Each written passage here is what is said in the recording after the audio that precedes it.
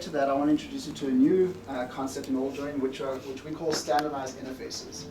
So if I want you to look around the room, you'll see we've got a couple of different devices that actually have clocks in them. Right? So the first, we've got a wall clock up there. That one's pretty obvious. Here we actually have a TV set that's AllJoyn enabled. So right now it's got some games played, but it actually also has a clock interface. Right? So it's got a clock on it. And here we have an alarm clock that's also has a clock interface.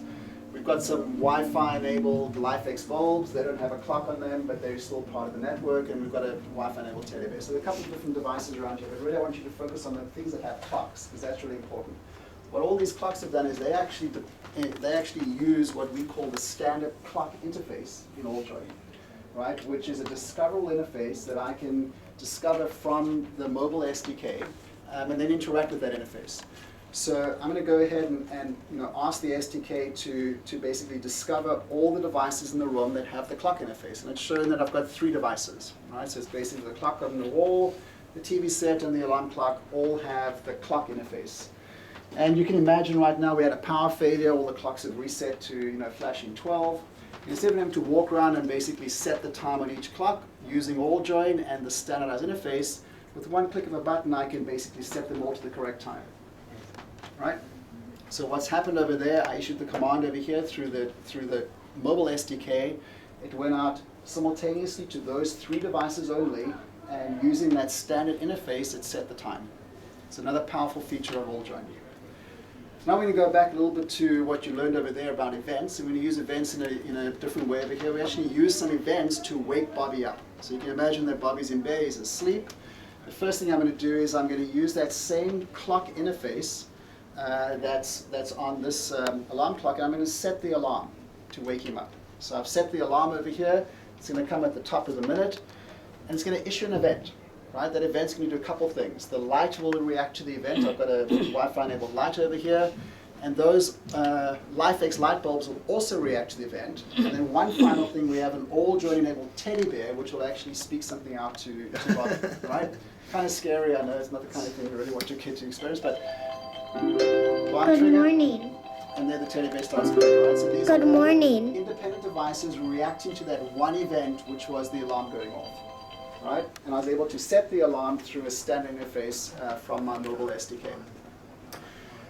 So Bobby's up and he's off to school. So one of the things you've learned about AllJoyn so far is you've seen that different OEMs are building embedded devices using AllJoyn, but that's not really all that AllJoyn is there for.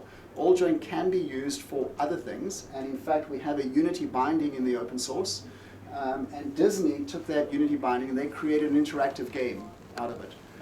So this is a Nemo game, Finding Nemo, and it's basically using AllJoyn, just in a pure application mode, right? So this is a multi-screen, multiplayer game, running again on different operating systems. I think there's a Windows tablet there, an Android tablet, an Android TV set. So again, showing that AllJoyn is not just for embedded devices. So Bobby came back from school, he's played some games, and now we're going to use events and triggers again to basically put him to bed, right? I can basically use my top watch that is AllJoyn enabled. It's on the same Wi-Fi network. And I can bring up my control panel on here to basically start the sequence that will put Bobby to bed. So I could be anywhere in the house. Maybe I've already said goodnight to him, and now I'm really going to start the sequence that will put him to bed. So using my control panel over here, what I'm going to do is I'm going to turn the light off, and it will trigger the event that the other devices around here will react to. So the LifeX light bulbs will go down, and the teddy bear will say goodnight to him. So I'll turn it off. Light goes off. You'll see the LifeX light bulbs will react to that same event now. They'll start coming down, and eventually the teddy bear will say goodnight. Right? So again, independent devices reacting to an event. So the last thing I want to show you is we've got a smart router here. So this is really the access point. This is the Wi-Fi access point for this room. And this is built on top of Qualcomm Internet Processor, QIP, which is basically taking our mobile platform, our smart platform from mobile devices and moving it into routers. There's also a Stream Boost application running on there. Stream Boost is an app that basically monitors network traffic for all connected devices. And Stream Boost is AllJoyn enabled. So it knows how to react to events. And in fact, right now, it's reacted to that good night event.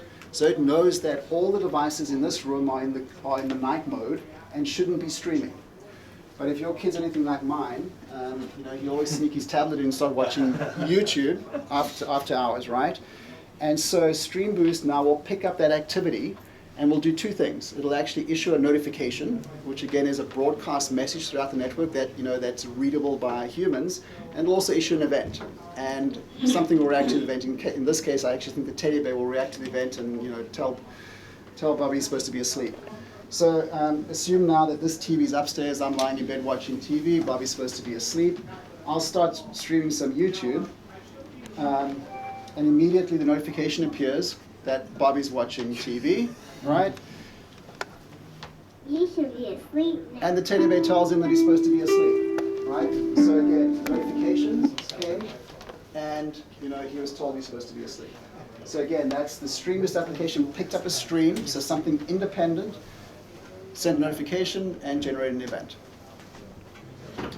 All right, so that's all I've got for you in the bedroom. Great. Thank you, Well, Shane. now that we've put